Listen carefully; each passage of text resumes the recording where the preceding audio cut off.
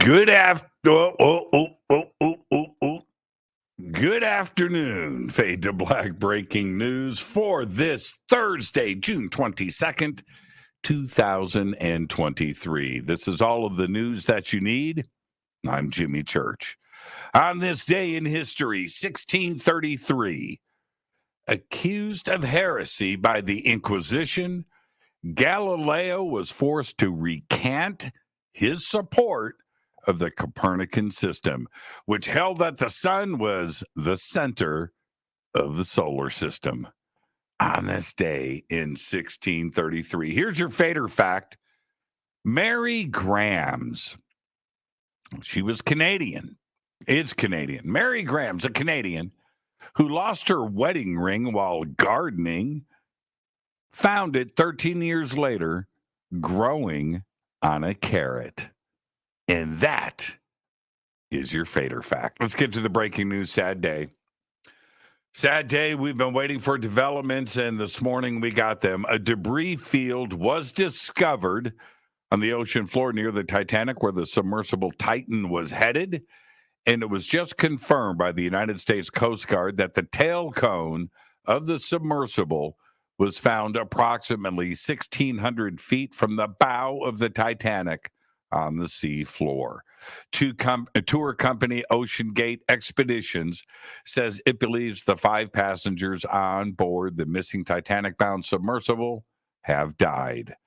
The passengers were Hamish Harding, Shahzada Dawood, and his son Suleiman Dawood, Paul Henry Nargiolet, and Ocean Gate CEO Stockton Rush. Sad day. A mountain of discarded clothes in the Atacama Desert of northern Chile has reached such huge proportions that it can be seen from space. Last month, the satellite imagery app Sky-Fi revealed views from orbit of the pile of clothes that has been created as the result of the fashion industry, which produces an estimated 92 million tons of waste a year. Included in the clothing mountain are some unusual items such as ski boots and unwanted Christmas sweaters. The 20-inch high-resolution image posted to the Sky-Fi blog on May 10th shows how large the clothes mountain has grown in comparison to a nearby city, revealing the true scale of the problem it represents. And the image is frightening. Amazon was sued yesterday by the United States Federal Trade Commission, which alleged they duped millions of consumers into enrolling into Amazon Prime subscriptions without their consent. The FTC said in its complaint, filed with the U.S. District Court of the Western District of Washington, that Amazon also knowingly made the cancellation process complicated in an attempt to stop customers from dropping their Prime subscriptions. The FTC said that not only did Amazon make canceling a Prime subscription complicated, the company made the option to buy items on Amazon websites without subscribing to Prime more difficult for people to find. And in some cases, the button presented to complete purchases didn't clearly state that customers would also be signing up for Prime. Amazon stock has run up, check this out, 49% year to date, while the S&P 500 has gained just 14%. Wow. Gannett, the largest U.S. newspaper, another lawsuit. Here we go, right? This one is Google. Gannett, the largest newspaper chain and publisher of USA Today, yesterday sued Google for trying to corner the market for online advertising by monopolizing ad technology. In a complaint filed in Manhattan federal court, Gannett, which has more than 200 daily newspapers, said Google's control over tools for buying and selling online ads forces publishers to sell more cheap ad space to the Alphabet Inc. unit. Gannett says this leaves Google with huge monopoly profits and dramatically less revenue for publishers and its ad technology rivals. On June 14th, the European Union brought a similar lawsuit and said Google might have to sell some of its ad technology. 5 months earlier, the United States Department of Justice brought its own case against Google, now joined by 17 U.S. states. And another group of states, led by Texas, is also suing Google. There you go.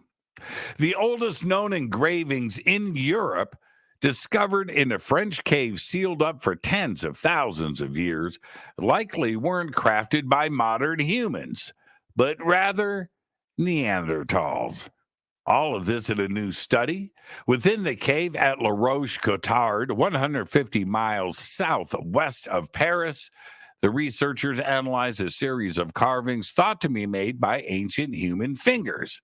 According to a study published yesterday in the journal PLOS ONE, the cave had been sealed up by sediments until the late 19th century. Modern excavations at the site have yielded numerous stone tools whose style is associated with the Neanderthals, not humans. So therefore, they think Neanderthals created that cave art. Incredible. And finally, I'll leave you with this. The Vatican said today it will hand over evidence in the disappearance of a 15-year-old daughter of one of its employees 40 years ago to the Rome city prosecutor. Her name is Emanuela Orlandi, who was the daughter of a prominent Vatican employee and lived within the walls of the Holy City. She disappeared in the summer of 1983 while on her way home from a music lesson in central Rome. The Vatican, which has come under scrutiny over the years for its handling of the case, announced in January that it had opened a fresh investigation. Today's development, marks the first time that the Vatican has publicly handed over documents to Italian authorities. Now, I have watched the 4-part documentary series on Netflix, and it's called Vatican Girl, The Disappearance of Emanuela Orlandi, which is something I think everyone should see. So go and check that out. I'll keep you posted on the developments. So there you go. That's all the Fade to Black breaking news that you need for this Thursday, June 22nd, 2023. Fade to Black breaking news is produced by Renee Newman. I'm Jimmy Church. Go back, Lee Tappy.